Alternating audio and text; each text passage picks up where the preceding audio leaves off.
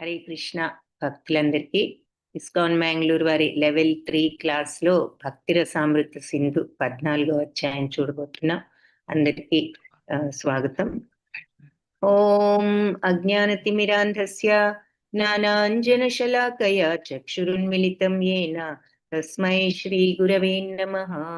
నమో ఓం విష్ణుపదాయ కృష్ణప్రేష్ఠాయ భూతలే శ్రీమతే భక్తి వేదాంత స్వామి ఇతి నామినే. నమస్తే సరస్వతి దేవి గౌరవాణి ప్రచారిణే నిర్విశేష శూన్యవాది పాశ్చాత్య దేశధారిణే. హే కృష్ణ కరుణా సింధో దీనబంధో జగత్పతే గోపేశ గోపికా కాంత రాధాకాంత నమోస్తుతే. తప్త కాంచన గౌరాంగీ రాధే బృందావనేశ్వరి వృషభానుసుతే దేవి ప్రణమామి హరిప్రియే. జయ శ్రీ కృష్ణ చైతన్య ప్రభు నిత్యానంద శ్రీ అద్వైత గదాధర్ శ్రీవాసాది గౌర భక్త బృంద. హరే కృష్ణ కృష్ణ కృష్ణ హరే హరే హరే హరే రామ రామ రామ హరే హరే. హరే కృష్ణ హరే కృష్ణ కృష్ణ కృష్ణ హరే హరే రామ హరే రామ హరే రామ రామ హరే హరే. హరే హరే. హరే కృష్ణ కృష్ణ కృష్ణ హరే హరే హరే రామ రామ రామ హరే హరే. హరే కృష్ణ హరే కృష్ణ కృష్ణ కృష్ణ హరే హరే హరే రామ హరే రామ రామ రామ హరే హరే. హరే కృష్ణ హరే కృష్ణ మాతాజీ దండవత్ ప్రణామాలు. ప్రణామాలు మాతాజీ. హరే కృష్ణ. హరే కృష్ణ అందరికి. హరే కృష్ణ. హరే కృష్ణ మాతాజీ. హరే కృష్ణ ప్రణామాలు. సో 13వ అధ్యాయం లో మరి ఈ భక్తి విధానాలన్నీ కూడా నిన్న చూడడం జరిగింది. దాంట్లో గుర్తున్న పాయింట్స్ మరి పెట్టండి, చూద్దాము ఒక ఫ్యూ మినిట్స్ అయిన తర్వాత. లాస్ట్ లో చూసిన పాయింట్ ఏమిటి అంటే మరి అంటే అసలు ముఖ్యమైన 5 భక్తి విధానాలను కూడా సమరైజ్ చేయడం జరిగింది. అంతకు ముందు చాప్టర్ లో లాస్ట్ పాయింట్ ఏమనుకున్నాము, మధురా నివాసము, దానికి ముందు పాయింట్ మరి హరినామ సంకీర్తనం, ఆ తర్వాత శుద్ధ భక్తుల సాంగత్యం, ఇవన్నీ లాస్ట్ లో చెప్పారు. అయితే ముఖ్యమైన 5 అంశాల్లో ఇవి కూడా ఉన్నాయి. సో ఈ 5 అంశాలు ఏమిటి అన్నది గుర్తుంటే చాట్ బాక్స్ లో పెట్టండి, ముఖ్యమైనవి. ఇక ఈ చాప్టర్ లో మరి శుద్ధ భక్తుల యొక్క ఈ శుద్ధ భక్తుల విశిష్ట లక్షణాలు ఏమిటో చూద్దాం. మరి శుద్ధ భక్తుడు మరి మనం భగవంతుణ్ణి గౌరవించినంతగా ఈ భక్తుణ్ణి గౌరవించాలి అన్నది మనం చూసాము. సో అసలు వీళ్ళ లక్షణాలు ఏమిటి అనేది ఇక్కడ కొన్ని చెప్తున్నారు. మనం ఈ లక్షణాలను శుద్ధ భక్తుల లక్షణాలుగా 12వ అధ్యాయంలో భగవద్గీతలో చూస్తాం, భక్తి యోగంలో. అలాగే 14వ అధ్యాయంలో స్థిత ప్రజ్ఞుల లక్షణాలు అని కూడా చూస్తాం. ఈ 2 లక్షణాలు మనం కంపేర్ చేస్తే 2 ఒకటే లక్షణాలు. అదేమో భక్తి మార్గంతో, ఇంకొకటి జ్ఞాన మార్గంతో, చివరికి జ్ఞాన మార్గంలో కూడా చివరికి అవే లక్షణాలతో ఉంటారు. కాబట్టి ఆ భక్తిలోకే వెళ్తారు. అందరికీ ఆ ఫైనల్ స్టేజ్కి వెళ్ళాలి అంటే మరి ఆత్మ సాక్షాత్కారం అనండి, భగవత్ సాక్షాత్కారం అనండి, భగవద్ధామ ప్రవేశానికి అర్హత అనండి, ఇదంతా కూడా ఎలా వస్తుంది అంటే చివరికి ఆ నిత్య సత్య శుద్ధమైన ప్రేమతత్వం వస్తేనే భగవత్ తత్వం అది. ఆ తత్వాన్ని అలవర్చుకున్న వాళ్లకు మరి ఆ లక్షణాలు ఉంటాయి. కాబట్టి ఏమిటి ఆ లక్షణాల గురించి మనం అక్కడ 12th చాప్టర్లో చూడటం జరిగింది, 14th చాప్టర్లో చూడటం జరిగింది. ఇక్కడ మనకి రూప గోస్వామి వీళ్ళ గురించి ఇంకా మనకి అర్థమయ్యే రీతిలో ఇంకొంచెం అంటే దైనందిన వ్యావహారిక భాషలో మనకి అది ఎక్స్ప్లెయిన్ చేస్తున్నారనమాట. సో ఏమిటి ఆ విశిష్ట లక్షణాలు అంటే మరి ఈ భక్తి మార్గాన్ని అందుకోవాలి అంటే మొదట జ్ఞానం ఉండాలి, వైరాగ్యం ఉండాలి అని చెప్పుకున్నాం కదా. సో ఈ లక్షణాలు చూస్తే మరి కోరిక అనేది తగ్గించుకోవాలి, కోరికను తగ్గించుకోవడం, కోరిక లేకుండా ఉండడమే వైరాగ్యం అని చూసాం. సో విద్వాంసులందరూ కూడా ఈ విషయమే చెప్పారు. కానీ అది కరెక్ట్ కాదు. అసలు చైతన్యంలో ప్రవేశం సాధించాలి అంటే ముందు ఆ జ్ఞానము, వైరాగ్యం కొంతవరకు ఉపయోగపడవచ్చు.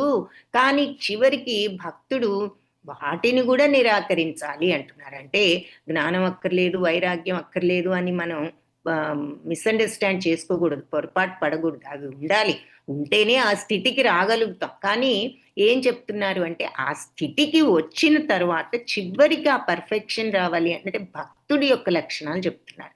సో ఇప్పుడు జ్ఞాన మార్గంలో జ్ఞానం తెలుసుకోవచ్చు, వైరాగ్యం తెచ్చుకోవచ్చు, ఇవన్నీ ఉండొచ్చు.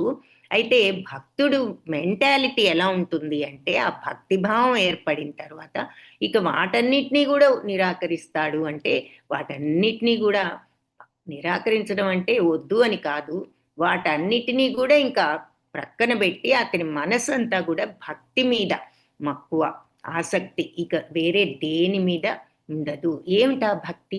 ఆ భక్తి అంటేనే ఆ శుద్ధ ప్రేమ తత్వం.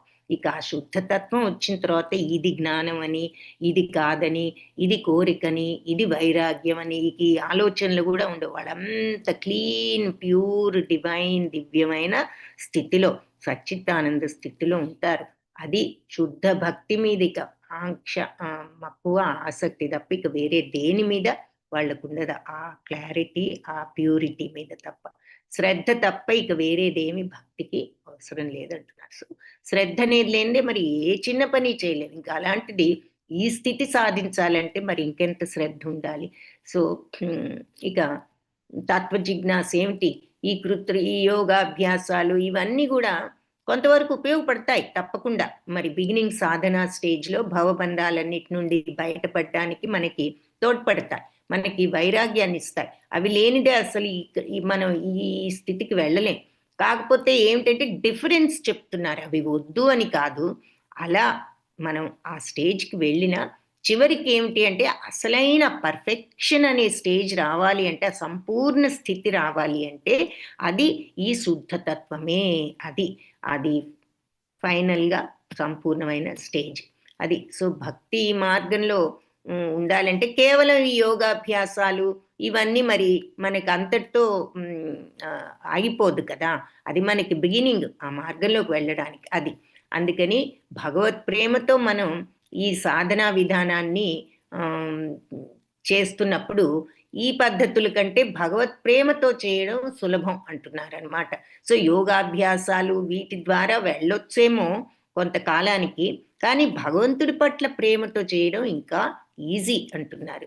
మరి ఎందుకు అంటే ఈ భగవంతుడి మీద ఉన్న ప్రేమతో మనం ఈ మార్గంలో ప్రయాణించడమే నిజంగా త్వరగా ప్రగతి సాధించడానికి ఏకైక సాధన. ఎందుకంటే దాని అంత దివ్యమైన మార్గం ఇంకొకటి లేదు అంటున్నారు. ఎందుకు? కారణము కార్యము కూడా అదే. ఎందుకు? సర్వకారణ కారణుడు, ప్రతిదీ ఆయనే. మరి ఆయన్ని చేరుకునే కారణము దివ్యమైనది, ఆ భక్తియే. అలాగే కార్యం అంటే మన డ్యూటీ కూడా అదే. మరి మానవ జన్మ ఎత్తినప్పుడు మనకున్న ప్రథమ బాధ్యత ఏమిటి అంటే మరి భగవంతుణ్ణి, మన ఆత్మను తెలుసుకుని తద్వారా భగవంతుణ్ణి తెలుసుకోగలగటం అని చెప్పారు. కాబట్టి కార్యము అదే, మన పని అదే, కారణము అదే. కాబట్టి ఆ భక్తిని సాధించడం, ఆ ప్యూర్ స్టేట్కి వెళ్ళటం, ఆ సచ్చిదానంద ఆత్మ మన నిజ స్థితిని తెలుసుకోవడమే మన యొక్క బాధ్యత, గమ్యం. కాబట్టి ఆ భక్తి భావనతో మనం ఈ భగవంతుడి పట్ల ప్రేమ భావంతో మనం ఇది సాధన చేయాలి అంటున్నారనమాట. భగవంతుడు మరి సర్వ సృష్టికి సర్వకారణ కారణుడు అని చూస్తాం కదా. భాగవతంలో కూడా మొదటి చాప్టర్లో మరి సమస్తానికి ఆయనే కారణం అని ఉంటుంది. అలాగే కార్యము తానే, కారణము తానే. అందుకని అలాంటి పరమ పురుషుని చేరుకోవడానికి భక్తి విధానాన్నే మనం ఎంచుకుంటాం మంచిది అంటున్నారు. సో భగవద్గీతలో కూడా భగవంతుడు 18.55లో ఇది స్వయంగా చెప్పారు. ఏమని? భక్త్యా మామభిజానాతి యావాన్ యశ్చాస్మి తత్వతః.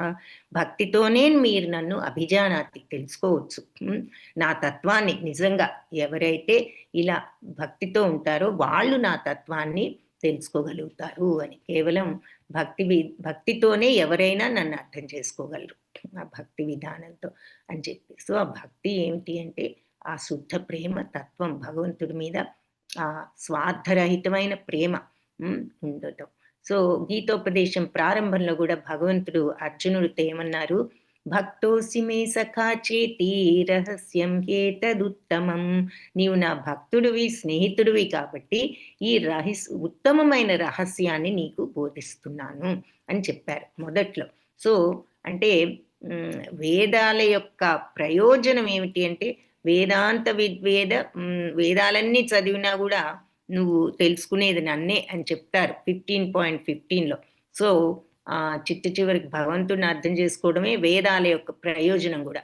సో మరి భగవద్ధామాన్ని మనం చేరుకోవాలి అంటే ఏకైక సాధనా విధానం భక్తియే అంటున్నారు. ఈ విషయాన్ని అన్ని ప్రామాణిక గ్రంథాలు కూడా అంగీకరించాయి మరి అని చెప్తూ, మనం ఈ వాదనల్లో జ్ఞానం ఇది జ్ఞానం అది అంటూ వాదనల్లో సమయాన్ని వృధా చేయకుండా కొంతమందికి అలాంటి టాపిక్స్తో డిస్కషను, ఇది కరెక్ట్ అది కాదు అని ఒక్కొక్కసారి సమయాన్ని వృధా చేస్తూ ఉంటాం. ఎందుకు? ఇది ఏదేమైనా గమ్యం ఏమిటి? భగవంతుడిని చేరుకోవాల్సింది. సో ఆ భగవంతుడి మీద ఈ ప్రేమ, నిష్కల్మష ప్రేమ తత్వంతో, అంటే ముందు హృదయమే నిష్కల్మషం చేసుకోవాలి. హృదయాల్లో ఉన్న కాలుష్యం అంతా ముందు బయటికి పంపించాలి. హృదయాన్ని నిష్కల్మషం చేసుకున్నప్పుడు భగవంతుడు ప్రతిష్ఠుడవుతాడు హృదయంలో. కాబట్టి ఆ భక్తిలో మనం అప్పుడు పారవస్యాన్ని అనుభవించవచ్చు. కాబట్టి ఇక అన్ని వాదనలు, అన్ని మార్గాలు, ఇవి అవి, ఏది మంచి ఏది చెడు అనేది ప్రక్కన పెట్టి ఈ విషయం మీద మనం కాన్సన్ట్రేట్ చేయొచ్చు. భక్తితో ముందు కల్మషరహితంగా ఉంటూ, ఆ కల్మషరహితంగా ఉండడానికే మనం భగవన్నామాన్ని ఆశ్రయిస్తున్నాము. సో ఆ రకంగా మనల్ని మనం శుద్ధి చేసుకున్నప్పుడు ఈ రకమైన భక్తిని, ప్రేమను, మరి నిస్వార్థ ప్రేమ తత్వం, భగవత్ తత్వం అది ఆయనకి చెప్తారు. నాకు ఎవరి మీద పక్షపాతం లేదు, నాకు అందరూ సమానమే అని. అయితే మరి కొందరికి కష్టాలు ఎందుకు, కొందరికి సుఖాలు ఎందుకంటే అవి మన కర్మబంధాలను ముందే చూసాం. భగవంతుడు అందరికీ మంచి బుద్ధి ఇవ్వచ్చుగా అని ఇంకా కొంతమంది అనొచ్చు.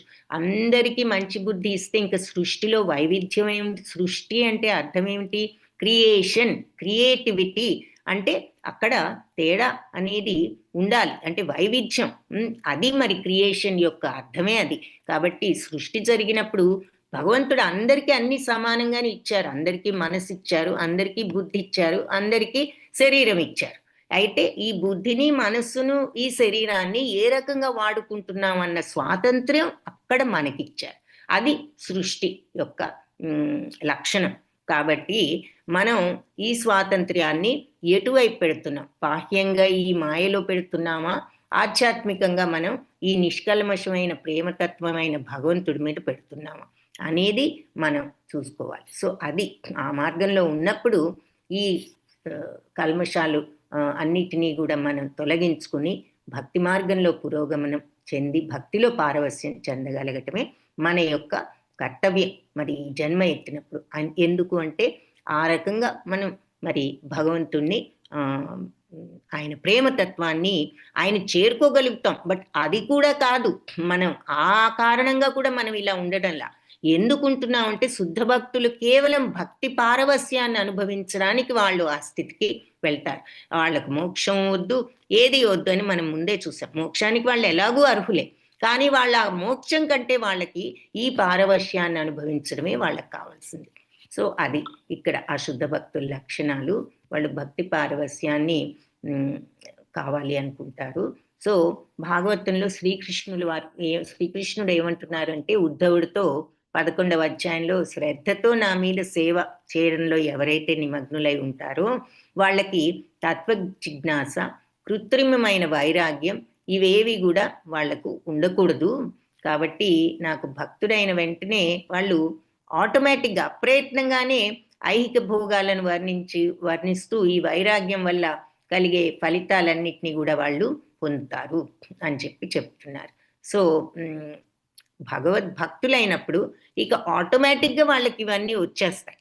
సో వైరాగ్యం ద్వారా ఈ స్థితిలోకి రావచ్చు నిజమే, కానీ భక్తి భావాన్ని పెంచుకుంటూ వచ్చాము అంటే ఆటోమేటిక్గా వైరాగ్యంలో కూడా వెళ్ళిపోతాం అని చెప్తున్నారు. సో నిజమైన ఆ భక్తి భావం ఉన్నప్పుడు భక్తి భావం నుంచే ఇవన్నీ కూడా వచ్చేస్తాయి ఆటోమేటిక్గా అంటున్నారు. పరతత్వాన్ని అర్థం చేసుకోవడానికి తగిన జ్ఞానం కూడా వాళ్ళకి సిద్ధిస్తుంది. సో ఆ భక్తి భావం పెంపొందించుకుంటే వైరాగ్యం, జ్ఞానం అన్నీ కూడా వచ్చేస్తాయి అంటున్నారు అన్నమాట. సో వైరాగ్యము, జ్ఞానము ఈ స్థితిలోకి రావడానికి మార్గాలు నిజమే, మోక్షము ఇవన్నీ తరువాత చివరికి వాళ్ళు కూడా భక్తిలోకే దిగుతారు. కానీ ఈ భక్తి భావంతో మొదలుపెట్టినప్పుడు అవన్నీ ఇంకా మీరు ప్రయత్నించకుండానే వచ్చేస్తాయి, అలవడిపోతాయి. ఈ వైరాగ్యం ఏమిటి, ఈ జ్ఞానం ఏమిటి అని భగవంతుడే స్వయంగా చెప్పారు. సో అది ఎందుకంటే జ్ఞానం అంటే ఏమింది, ఆ శుద్ధతత్వమే జ్ఞానం, ఈ కల్మషరహితంగా ఉండడమే జ్ఞానం. జ్ఞానం అంటే ఏదో పెద్ద గ్రంథం అవన్నీ మనకు వచ్చేయాలని మనం అలా కూడా అనుకోక్కర్లేదు. జ్ఞానం అంటే ఎప్పుడైతే నువ్వు కల్మషరహితంగా శుద్ధతత్వంతో, మరి అదే భగవతత్వం, ఎప్పుడైతే అంత ప్యూర్గా అంత స్వచ్ఛంగా నీ మనస్తత్వాన్ని భగవంతుడికి అర్పించగలుగుతావో అదే జ్ఞానం. కాబట్టి రెండో ఆలోచన లేకుండా అంతా భగవంతుడే అనే భావంతో అంత శుద్ధంగా ఉన్నప్పుడు, కాబట్టి ఆటోమేటిక్గా మరి భక్తితో ఆ భావంలో ఉన్నప్పుడు మరి వచ్చేస్తుంది కదా అదే జ్ఞానం. అలాగే వైరాగ్యం, ఇంకా దేని మీద కోరికుంటుంది, భగవంతుడి మీద ఆ ప్రేమ ఉన్నప్పుడు. సో అది చెప్తున్నారనమాట. సో ఇది భక్తి మార్గంలో ప్రగతిని సాధించడానికి దీన్ని మనం ఒక టెస్ట్గా పెట్టుకోవచ్చు, పరీక్షగా పెట్టుకోవచ్చు అంటున్నారనమాట. భక్తుడు మరి అంటే మనం అలా ఉంటున్నప్పుడు ఆ ప్రేమతో ఆటోమేటిక్గా మనకి మిగతా వాటి మీద ఏ విధంగా ఆసక్తి తగ్గిపోతూ వస్తుందో, అది వస్తుంది అంటే మనం కొంచెం ఆ భక్తి మార్గంలోకి, భగవంతుడి మీద ఆ ప్రేమతత్వంలోకి వెళ్తున్నాం అని అర్థం. భక్తుడు ఎప్పుడు మరి అజ్ఞానంలో ఉండడు, భగవంతుడే లోపల నుంచి అనుగ్రహంతో మరి అన్ని అతనికి బుద్ధిని ప్రసాదిస్తూ ఉంటారని మనం చూసాం కదా. జ్ఞానదీపేన భాస్వతాన్ని భగవద్గీతలో చెప్తారు. సో అది భాగవతంలో కూడా ఇంకా ఉద్ధవుడికి ఇంకా ఏం చెప్తున్నారంటే, ఉద్ధవుడికి అర్జునుడికి గీత ఉపదేశం ఎలా చేశారో భాగవతంలో ఉద్ధవుడికి కూడా ఆ రకంగా ఉపదేశం చేయడం జరుగుతుంది 11వ అధ్యాయంలో భగవంతుడు శ్రీకృష్ణుడు. సో అక్కడ ఇంకా ఏం చెప్తున్నారు అంటే, ప్రియమైన ఉద్ధవ యజ్ఞయాగాదులు, తత్వజిజ్ఞాస, వైరాగ్యం, ఈ రహస్య యోగ సాధనలు, దాన ధర్మాలు, ఇటువంటి పుణ్యకార్యాలన్నిటి వల్ల వచ్చే లాభాలన్నీ ఆటోమేటిక్గానే నా భక్తుడికి నన్ను భక్తితో కొలిచ్చే నా భక్తుడికి ఆటోమేటిక్గానే వస్తాయి. ఇది మనం భగవద్గీతలో కూడా చూసాం కదా. ఇదే చెప్తారు. సో యజ్ఞాల వల్ల కానీ, మరి దానాల వల్ల కానీ, దానైశ్చ యజ్ఞైశ్చ యత్పుణ్య ఫలితం అని చూస్తాం శ్లోకం. సో అదంతా కూడా భక్తిభావంతో ఉన్న వాళ్ళకు ఆటోమేటిక్గానే ఆ పుణ్యం అంతా వస్తుంది, ఇంకా ఎక్కువే వస్తుంది అని చెప్తారు అక్కడ కూడా. సో వాళ్ళు ఏది కోరుకున్నా వాళ్ళకు వస్తుంది. కానీ వాళ్ళు ఏది కోరుకోరు, భగవత్ సేవ తప్ప వాళ్ళు ఇంకేది కోరుకోరు. సో కానీ వాళ్ళ స్టేజ్కి వెళ్ళగలుగుతారనమాట, ఏది కోరుకున్నా జరిగే స్థితి. అంటే ఆ భగవంతుడి యొక్క ప్రేమతత్వాన్ని తెలుసుకోవడం అంటే ఏమిటి, మాటలతోనా కాదు, మనస్తత్వాన్ని ఆ రకంగా మలుచుకోగలిగినప్పుడు, ప్రాక్టికల్గా ఓహో ఇది భగవతత్వం అని మనం అలవర్చుకుని తెలుసుకోగలిగినప్పుడు వాళ్ళు ఆ స్థితికి వెళ్ళగలుగుతారు, ఏ కోరికైనా తీర్చుకోగలరు. కానీ వాళ్ళు ఆ స్థితిలో వాళ్ళకి ఇంకా కోరికలు ఏముంటాయి, భగవంతుడు భక్తి తప్ప. సో వాళ్ళకి ఏ కోరిక ఉండదు. సో ఒకవేళ ఏ భక్తుడైనా స్వర్గలోక ప్రాప్తి, వైకుంఠ ప్రాప్తి ఇటువంటి లాభాలు కోరుకున్నాడు అనుకోండి, నా అనుగ్రహం వల్ల తప్పనిసరిగా వాళ్ళకి అవన్నీ కూడా లభిస్తాయి అని చెప్తున్నారు. సో నిజానికి మరి ఎవరు నిజమైన భక్తుడు ఇటువంటి ఐహిక భోగాలు కొంచెం వాటి మీద అతనికి మమకారం ఉన్నా కూడా ఈ భోగాల మీద గురువు గారి యొక్క పర్యవేక్షణలో అతను ఈ భక్తి సాధనను కొనసాగించినట్లయితే ఆ కొంచెం ఐహిక భోగాల మీద మిగిలి ఉన్న మమకారం కూడా పోతుంది. అంటున్నారనమాట. సో ఈ గురువు గారి డైరెక్షన్ ఉన్నప్పుడు మనకు ఆ రకంగా అది సహకరిస్తుంది అంటున్నారు. సో ఇంకా ఈ ఇంద్రియ భోగాల పట్ల ఆసక్తి చూపకూడదు, ఈ భోగాలన్నిటినీ కృష్ణార్పణం అనే దృష్టితోనే మనం స్వీకరించాలి. ఉంటున్నాం అయితే మరి ఉంటున్నాము, మనకి ఒక మంచి ఇల్లు ఉంది, ఒక కారు ఉంది, మరి ఏసీ రూమ్ ఉంది, సరే మరి వీటన్నిటిని ఏమిటి వదిలేసి మనం ఏదో అడవిలోకి వెళ్ళిపోవాలా మరి వైరాగ్యం అంటున్నారు కదా అనే సందేహం వస్తే ఏమంటున్నారంటే ఇక్కడ ఇంద్రియ భోగాల పట్ల ఆసక్తి చూపరాదు అంటే మనం ఉంటున్నప్పుడు ఆహా నాకు ఈ కారు ఉంది, నాకు ఈ ఇల్లు ఉంది, నాకు ఇంకా బాగుంది, నేను ఏసీ రూమ్ ఉంది అంటూ వాటి మీద దృష్టి పెట్టి అవి ఎంజాయ్ చేయడం కాదు, ఇవన్నీ కూడా కృష్ణార్పణం అనే దృష్టితో, అంటే ఉన్నప్పుడు వదిలి వెళ్ళక్కర్లేదు, వాటి మీద మమకారం వద్దు, నాది అనే మమత్వం వద్దు, ఇది భగవత్ ప్రసాదం, మరి మనకు ఆయన అనుగ్రహించి కరుణించి ఇచ్చిన ప్రసాదం, ఇది భగవంతుడికి అర్పిస్తున్నాను నేను. మరి ఏది భక్తి వినోద ఠాకూరు అన్నట్లు నా శరీరమే నీది, నాకున్న సమస్తం, నా గృహం ఏమిటి అన్నీ నీదే అని ఆయన ఆ పద్ధతిలో ఎలా అయితే అనుకున్నారో మనకున్నదంతా మరి భగవత్ ప్రసాదం, ఆయన అనుగ్రహం వల్ల మనం ఇది అనుభవిస్తున్నాం, ఇదంతా కృష్ణార్పణం అనే భావంతో మరి ఉండడం. అది అందుకే మన వాళ్ళు సింపుల్గా కూడా ఏం చెప్తారు, దానం ఇచ్చినా కూడా కృష్ణార్పణం అనుకుని ఇవ్వాలి అంటూ ఉంటారు కదా. అంటే ఇచ్చేది భగవంతుడే, పుచ్చుకునేది భగవంతుడే. బ్రహ్మార్పణం బ్రహ్మహవి బ్రహ్మాగ్నౌ బ్రహ్మణాహుతం బ్రహ్మైవతేన గంతవ్యం బ్రహ్మకర్మ సమాధినః అని మనం 5th చాప్టర్లో చూస్తాం. సో ఇచ్చేది భగవంతుడే, పుచ్చుకునేది భగవంతుడే, సమస్తం అందరిలో భగవంతుడే కాబట్టి ఆ భావంతో ఇది కృష్ణార్పణ అంటూనే అనుకుంటూ మనం జీవితంలో ఏది అనుభవించినా మనం ఆ భావంతో ఉండాలి. ఇదేదో నాది, నేను గొప్ప, నాకు ఇది ఉన్నది అని అహంకారం వద్దు, ఇది అటాచ్మెంటు వద్దు. నా ఇల్లు, నా ఏసీ రూము, నా కారు ఏదో ఉంది నిజమే, భగవంతుడు ప్రసాదించారు ఆయన అనుగ్రహం వల్ల అంటూ ఆ మమత్వాన్ని తగ్గించుకుంటూ ఈ కృష్ణార్పణ దృష్టితో ఉండాలి అంటూ చెప్పారు. ఉదాహరణకి సింపుల్ ఉదాహరణ, మనం ఇప్పుడు కార్లు, ఇల్లు ఇవన్నీ కూడా చెప్పుకున్నాం. ఆహారం ఉంది, మరి మనకి నోటికి రుచిగా కొన్ని వంటల మీద ఇష్టం ఉంటుంది కదా, అలాంటప్పుడు మనం వండుకుని తినాలి అని కాకుండా భగవంతుడి కోసం మనం నైవేద్యం పెట్టాలి కాబట్టి చేసి భగవంతుడికి అర్పించి ఆయన నైవేద్యం పెట్టిన ప్రసాదంలో ఉన్న రుచిని స్వీకరించడానికి మనం సిద్ధంగా ఉండాలి. ఆ భావన పెంచుకోవడం, అది ఇక్కడ చిన్న ఎగ్జాంపుల్ చెప్పారు. కాబట్టి మన తృప్తి కోసం కాకుండా భగవత్ తృప్తి కోసం అన్నట్లుగా మనం చేసి నైవేద్యం చేయాలి, అదే వైరాగ్యం. అంతేగాని అంటే మనకి ఇష్టమైన వంటలు చేసుకోవచ్చు కానీ నివేదించకుండా భగవంతుడికి భుజించకూడదు. మరి భగవంతుడికి నివేదితం కానిది ఏది తిన్నా అది పాపమే అని మనం భగవద్గీతలోనూ చూసాము. అలా మనం భగవంతుడికి నివేదించినదే నేను ఏది తీసుకోనని ఆ రకమైన మెంటాలిటీతో ఉండగలగటమే వైరాగ్యం. మరి అంటే కొన్నిసార్లు కొన్ని మనం గివప్ చేయాల్సి వస్తుంది ఈ ఈ ఈ రూల్ పెట్టుకున్నామంటే, అంటే మనం కోరికను తగ్గించుకుంటున్నాం, అదే మనకి పరీక్ష అన్నమాట.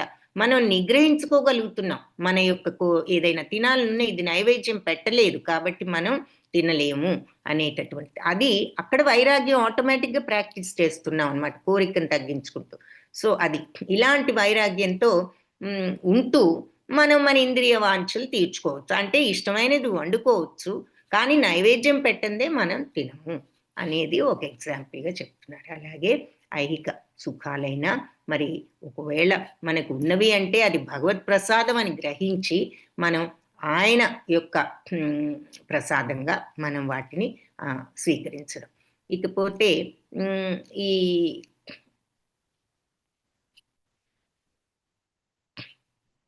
ఒక్కొక్కసారి అంటే ఇక్కడ చెప్తున్నారు మనం ఈ యోగ పద్ధతులు ఇటువంటివన్నీ చాలా స్ట్రిక్ట్ రూల్స్ ఉంటాయి, అవన్నీ పాటించి అసలు భక్తిలో మనం నిమగ్నం అవ్వకపోతే మరి ఈ భక్తి మార్గ పారవస్యం అనే అవకాశాన్ని వాళ్ళు వదులుకుంటున్నారు. కాబట్టి వైరాగ్యం ఒక్కటే పరిపూర్ణత సమకూర్చదు. మరి నిజమే వైరాగ్యం తెచ్చుకున్న అన్నిటి మీద కోరికలు వదిలేసుకున్నాము, ఏది అక్కర్లేదు. కానీ ఏం చేస్తాం? అక్కడి నుంచి ఏమిటి మనకి అంటే ఆ పారవస్యం అనేది రావాలి అంటే ఆ భక్తి అనేది ఉండాలి అని చెప్పి ఇక్కడ మళ్ళీ చెప్తున్నారు డిఫరెన్స్. భగవంతుడి సేవలో మరి తరువాత ఏమంటున్నారు? భగవత్ సేవలో ఉపయోగపడింది ఏది కూడా మనం తీసుకోకూడదు అంటున్నారు. అంటే అదే భగవత్ సేవలో ఉన్న రహస్యం. భగవత్ సేవ అంటే భగవంతుడి మీద ఆ ప్రేమ, ఆ రెస్పెక్ట్, ఆ గౌరవం. సో ఆయన సేవకు ఉపయోగపడ్డది ఏది మనం పరిహరించకూడదు అంటున్నారు అన్నమాట.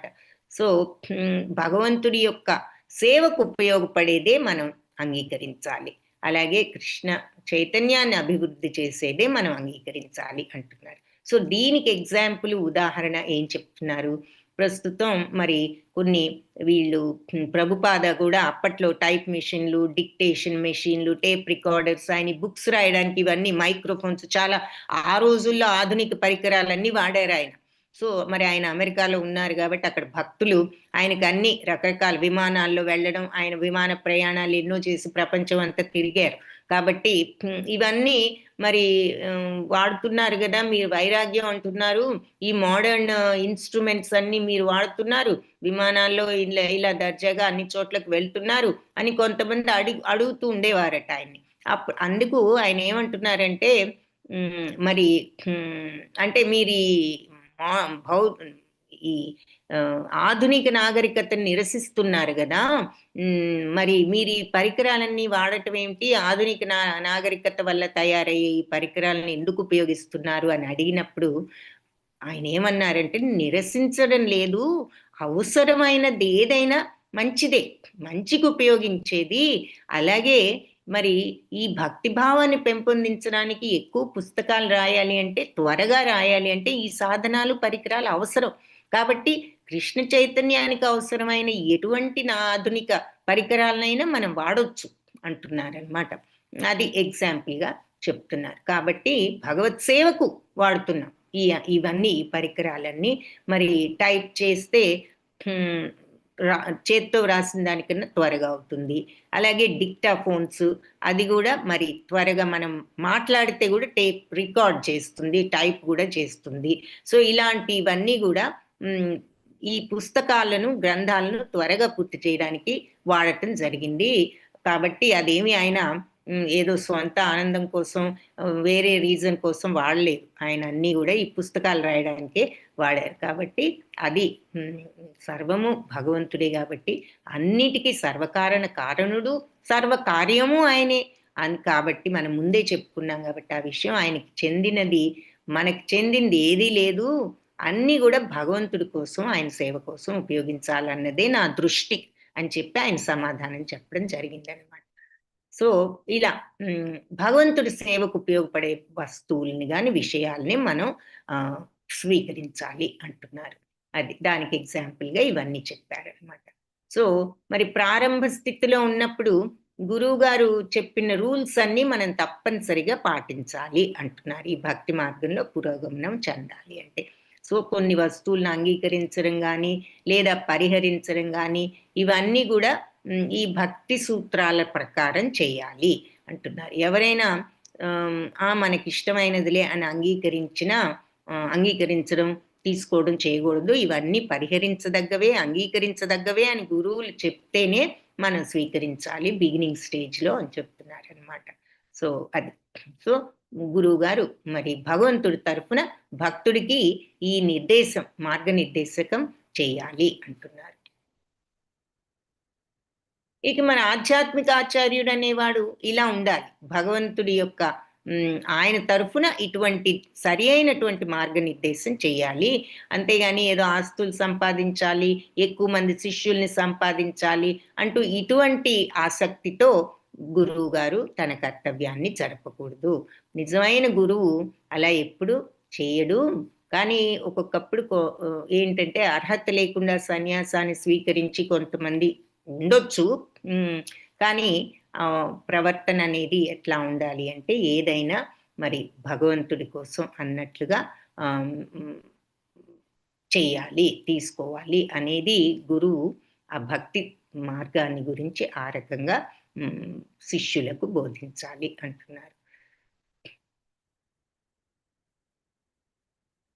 సో ఎప్పుడైతే ఈ భక్తి, ఈ భగవంతుడి యొక్క ఆ చైతన్యం ఆ మనస్సులో గుర్తించగలుగుతారో, ఈ స్టేజ్‌కి రాగలుగుతారో, భక్తితో ఆ పరిపూర్ణ స్టేజ్‌లోకి వెళ్తున్న సమయంలో గూడా సహజంగానే పవిత్రులు అవుతారు.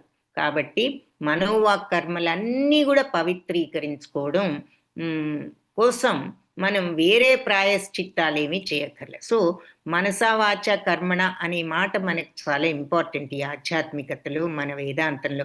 అంటే మనసు, వాక్కు, చేత అన్నీ గూడా ఒకే రకంగా ఉండాలి. మనసులో ఒక ఆలోచన, పైకి వేరే మాట, చేతల్లో ఇంకో చేత చేస్తే అది కరెక్ట్ కానే కాదు. సో, 3 గూడా మూడిట్లోనూ కోఆర్డినేషన్ ఉండాలి.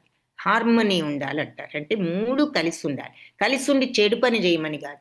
మనసు, వాక్కు, చేత ఎప్పుడు ధర్మ మార్గంలోనే ఉండాలి. సో, పవిత్రంగా ఉండాలి. మనస్సేమిటి, మాటేమిటి, చేతలేమిటి 3 పవిత్రంగా ఉండాలి. సో, ఇలా పవిత్రం చేసుకోవాలి మనకు మనం అని ఎన్నో ప్రాయశ్చిత్త మార్గాలు కొన్ని వేదాల్లో గూడా చెప్పొచ్చు. కానీ ఈ భక్తి మార్గంలో ఉన్న వాళ్ళకి వేరే ఏ ప్రాయశ్చిత్తాలు అవసరం లేదు. ఆటోమేటిక్‌గానే మనోవాక్కులు, కర్మలు అన్నీ గూడా పవిత్రం అయిపోతాయి అంటున్నారనమాట.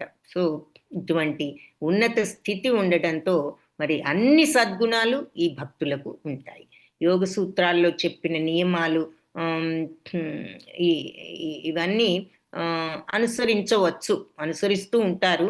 భక్తులు సహజంగానే వాటిని పాటిస్తూ ఉంటారు అంటున్నారు. యోగాభ్యాసం చేసేవాళ్ళు చేసేవి గూడా వీళ్ళు ఆటోమేటిక్‌గా ప్రాక్టీస్ చేస్తూ ఉంటారు. దీనికి ఉదాహరణ ఏం చెప్తున్నారంటే, ఉత్తమ అర్హత ఏమిటి అంటే అహింస. సో, భక్తుడు సహజంగానే అహింసాపరుడై ఉంటాడు. అందుకనే అతను ప్రత్యేకంగా అహింసను సాధన చేయవలసిన అవసరం లేదు. కాబట్టి కొందరు వ్యక్తులు మరి అంటే కొంతమంది ఇప్పుడు వెజిటేరియనిజం అని చాలామంది చెప్తుంటారు. మంచిదే. అహింసను వాళ్ళు గూడా అందరికీ తెలిసేటట్లు చేస్తున్నారు ఆ తత్వాన్ని. అయితే భక్తుడు సహజంగానే అతను శాకాహారి అయిపోతాడు. ఇక ప్రత్యేకంగా దానికోసం ప్రాక్టీసు, సాధన గూడా చేయక్కర్లేదు అంటున్నారనమాట. ఇక భక్తి భావానికి ఎలాంటి సాధనకు మనం పూనుకోనవసరం లేదు అని కూడా చెప్తున్నారు. ఇప్పుడు దేవతల గుణాలన్నీ గూడా వాళ్ళకి సహజంగా వచ్చేస్తాయి. అంటే ఈ స్థితిలోకి వచ్చిన వాళ్ళు ఇలా ఉంటారు. అహింస ఆటోమేటిక్, వైరాగ్యం ఆటోమేటిక్, మరి యోగ సాధనతో వచ్చేవి ఆటోమేటిక్. ఏ కోరికైనా తీర్చుకునే శక్తి వాళ్ళకొస్తుంది. కానీ వాళ్ళు కోరుకోరు. అది ఆ తర్వాత వాళ్ళు ఇక ఎటువంటి సాధన అక్కర్లేదు. ఈ భక్తి భావంలోనే వాళ్ళు నిమగ్నమైనప్పుడు ఉత్తమ గుణాలన్నీ వాళ్ళకు ఆటోమేటిక్‌గా వాళ్ళలో వచ్చేస్తాయి. ఆ శుద్ధతత్వం ఉన్నప్పుడు ఇంక ఉత్తమ గుణాలుగా చెడు గుణాలు ఎలా ఉంటాయి? సో, వాళ్ళు నేనేదో వెజిటేరియన్‌ని, అహింసావాదిని అని గూడా చెప్పక్కర్లా. వాళ్ళు ఇవన్నీ గూడా ఆటోమేటిక్‌గానే ఈ లక్షణాలు అవన్నీ వస్తాయి అని చెప్తున్నారు. అంటే ఇప్పుడు శాకాహారులు ఉండొచ్చు, ఇలా అహింసావాదులు ఉండొచ్చు. కానీ వాళ్ళకి ఈ భక్తుడికున్నంత శుద్ధతత్వం ఉండదు. కానీ భక్తుడికి ఈ శుద్ధతత్వంతో అన్ని మంచి అలవాట్లు ఉంటాయి. ఆటోమేటిక్‌గా శాకాహారి, ఆటోమేటిక్‌గా అహింసావాది అన్నీ వైరాగ్యం సమస్తం గూడా ఈ భక్తితో వచ్చేస్తాయి అంటున్నారు. అది ఇక్కడ పాయింట్ అదనమాట. సో, అవన్నీ మంచి లక్షణాలైతే అవి ఉన్నవాళ్ళు అది ఉండొచ్చు, మిగిలినవన్నీ పర్ఫెక్ట్‌గా లేకపోవచ్చు. కానీ భక్తుడికి ఆ భక్తి అనేది వస్తే ఇక అన్ని మంచి లక్షణాలు, శుభ లక్షణాలు వచ్చేస్తాయి అని చెప్తున్నారు. సో, సారాంశం ఏమిటి అంటే మరి భక్తుడికి ఇటువంటి లక్షణాలన్నీ గూడా ఉంటాయి. కానీ ఆ లక్షణాలు ఉన్న వాళ్ళందరూ భక్తులు కాకపోవచ్చు అంటారు.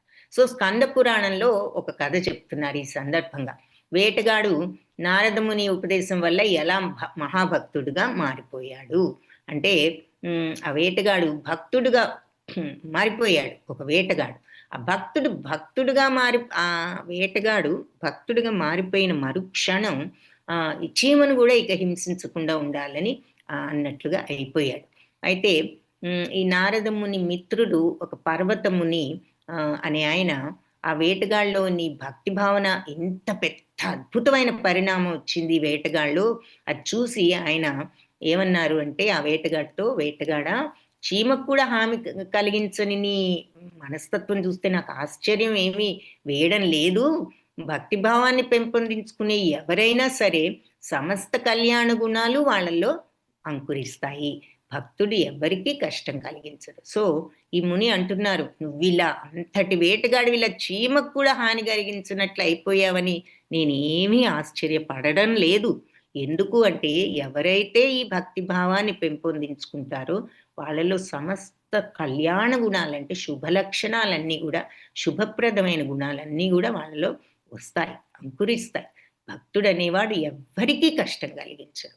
సో అది భక్తిభావం, ప్యూర్ తత్వం, సమస్తం భగవద్రూపం అనుకునేటటువంటి భక్తి భగవంతుడి మీద. అంతా నీవే, ఎవరిలో అయినా నీవే, ఏది చూసినా నీవే అనే భక్తి భావం. సో ఈ సందర్భంలో రూప గోస్వామి భక్తి సేవలో నిమగ్నమైన భక్తుల్లో మనోవాక్ కర్మలలో పవిత్రత, నియమనిష్టలు, మనశ్శాంతి ఇవన్నీ కూడా సహజంగానే వాళ్ళలో ఉంటాయి. మరి మనశ్శాంతి లేకుండా ఎలా ఉంటుంది? మనసు అంతా క్లీన్గా ఉంటే, కల్మషం లేకుండా. నియమనిష్టలు వాళ్ళు ఎలాగో మరి అవి ఇవి అంటూ చెడు పనుల్లో పాల్గొని వాళ్ళు ఎప్పుడూ శుద్ధతత్వంలోనే ఉండేవాళ్ళు. ఇంకా నియమంగా ఏముంది? పవిత్రత. శుద్ధతత్వానికి మారు పేరే పవిత్రత. కాబట్టి ఈ మనోవాక్ కర్మలన్నిట్లోనూ పవిత్రత. వాళ్ళ మనస్సు ఏమిటి, వాక్యం ఏమిటి, చేతలేమిటి, అన్నీ పవిత్రం, కల్మషరహితం అని చెప్తున్నారు. సో వాళ్ళు ఈ భక్తుల లక్షణాల్లో మనోవాక్ కర్మలలో పవిత్రత, నియమనిష్టలు, మనశ్శాంతి సహజం, న్యాచురల్గా వచ్చేస్తాయి అంటున్నారు. సో రూప గోస్వామి ఈ 9 విధాలైన భక్తిని చెప్పారు. మళ్ళీ భాగవతంలో చెప్పిన శ్రవణం, కీర్తనం, స్మరణం, పాదసేవనం, అర్చనం, వందనం, దాస్యం, సఖ్యం, ఆత్మనివేదనం. వీటిలో ప్రతి ఒక్కటి కూడా శక్తివంతమైనది. ఎవరైనా వాళ్ళకి ఇష్టమైన పద్ధతిని దేనిని ఆచరించిన నిస్సందేహంగా ఆ మార్గం పరిపూర్ణతను చేకూరుస్తుంది అంటున్నారు. ఉదాహరణకి ఎవరైనా ఈ భగవద్లీలను శ్రవణం చేయటంలోనే ఆసక్తి ఉండొచ్చు, వినడంలోనే, భజనలు వినడం. ఇంకొకళ్ళు కీర్తన పాడటంలో నిమగ్నులై ఉండొచ్చు. ఇంకా కొందరు భగవంతుడి సేవ చేయాలని దీంట్లో ఉంటారు. అలాగే చైతన్య చరితామృతంలో కూడా ఈ అంశాన్ని వివరించారనమాట. సో ఈ భగవత్ సేవా విధానాల్లో, ఈ భక్తి విధానాల్లో ఏదన్నా ఒక్కదానిని కానీ, రెంటిని కానీ, మూడింటిని కానీ అనుసరించిన వాళ్ళు తప్పనిసరిగా, అంటే అసలు ఏ ఒక్కదానిని అనుసరించిన కరెక్ట్గా వాళ్ళు భక్తిలో సుస్థిరులవుతారు అని చెప్తున్నారు.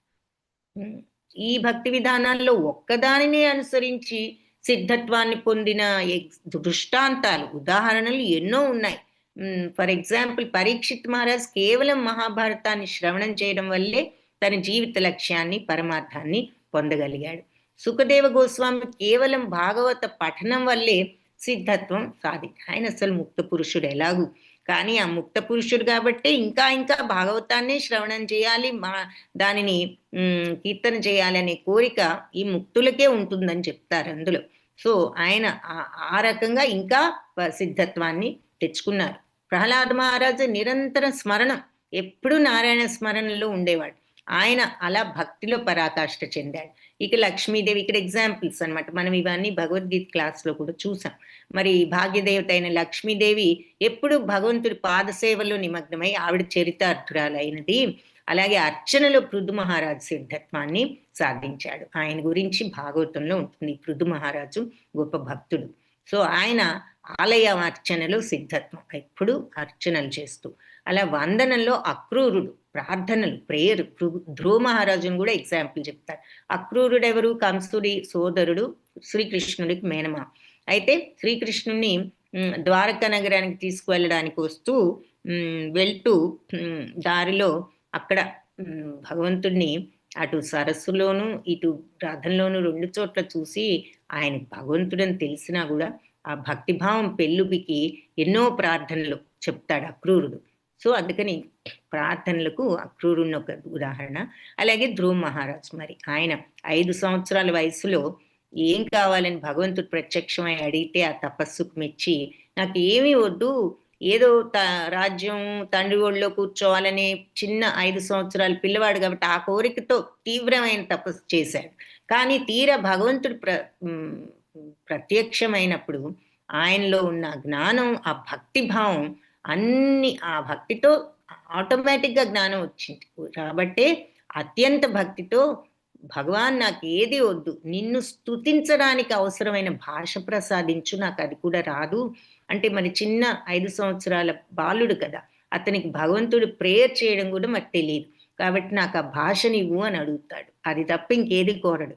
భగవంతుడిని అనుగ్రహించిన తర్వాత ఎన్నో ప్రార్థనలు చెప్తాడు. అందుకే ధ్రువ మహారాజును కూడా ప్రార్థనలకు ఎగ్జాంపుల్గా చెప్తారు.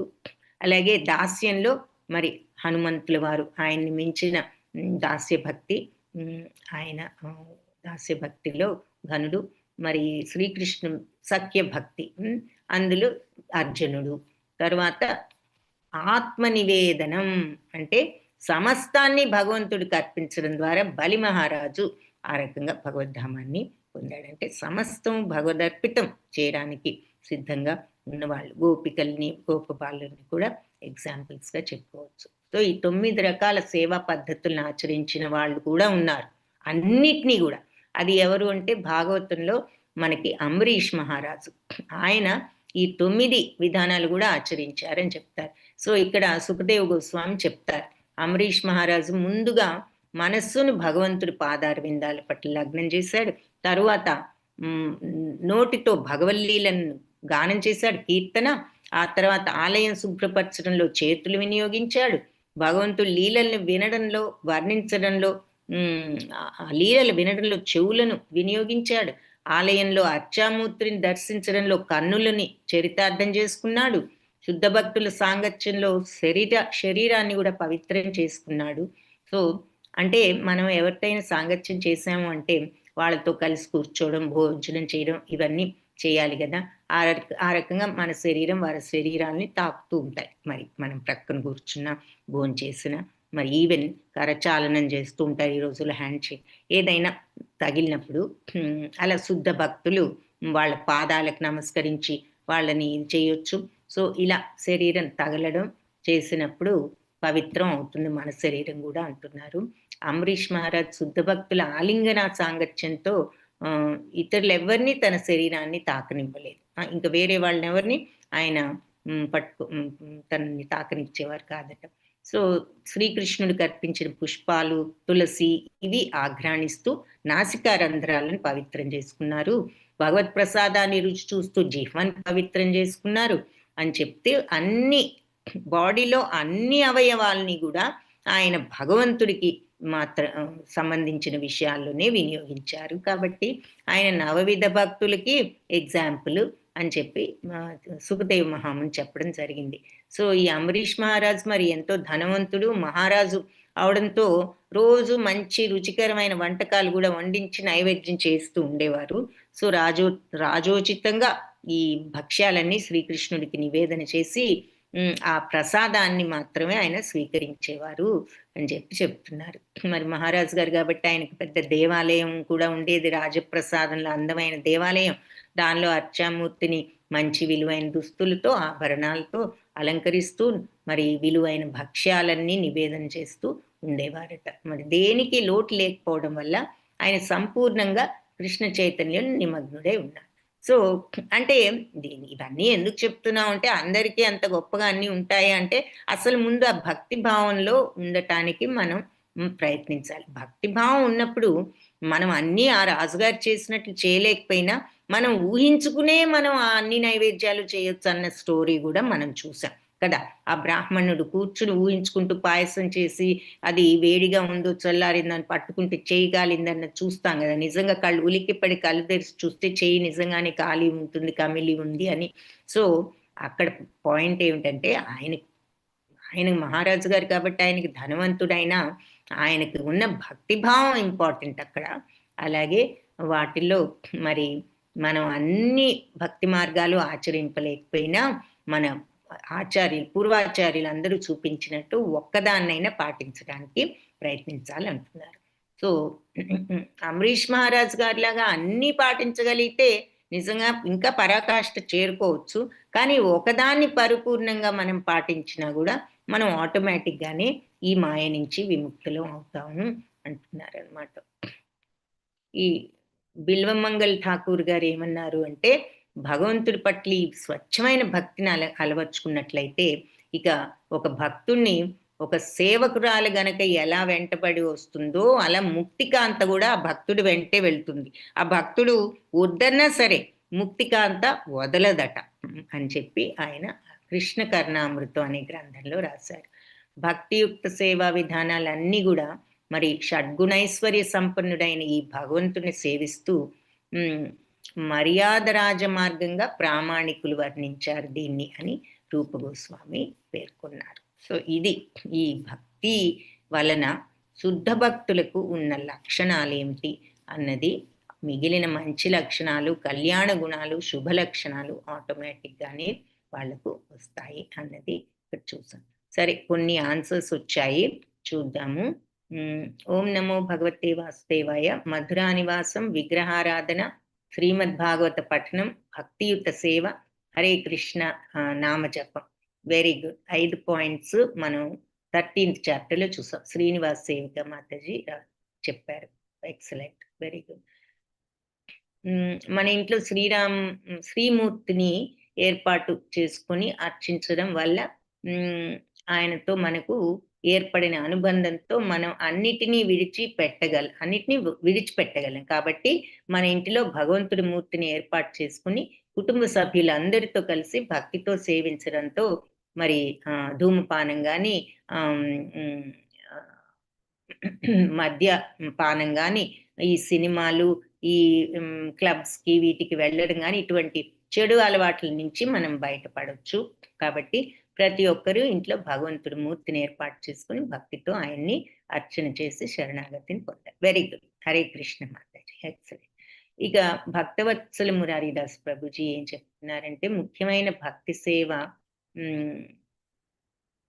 సేవలు 1 మధురా నివాసం, 2 శ్రీమద్ భాగవత శ్రవణం, 3 విగ్రహారాధన, 4 భక్తియుత సేవ, 5 హరే కృష్ణ మహామంత్రం కీర్తించడం. సో భగవంతుడి గుణాలను, లీలలను వర్ణించడం. Very good. 3 సనక సనందనాదులు కూడా మరి ధూపాన్ని వాళ్ళు ఆఘ్రాణించిన వెంటనే వాళ్ళు భక్తులైపోయారు. Very good, good. Hare Krishna. ధన్యవాదాలు ప్రభుజీ, ధన్యవాదాలు అందరికీ. రాజేంద్ర ప్రభుజీ, హరే కృష్ణ. నంబర్ పెట్టారు, దేనికి పెట్టారు? ప్రకాష్ రావు ప్రభుజీ మనకి అటెండెన్స్ పెట్టారు, అందరూ తీసుకోవచ్చు. వాంఛాకల్పతరుభ్యశ్చ కృపా సింధుభ్య ఏవ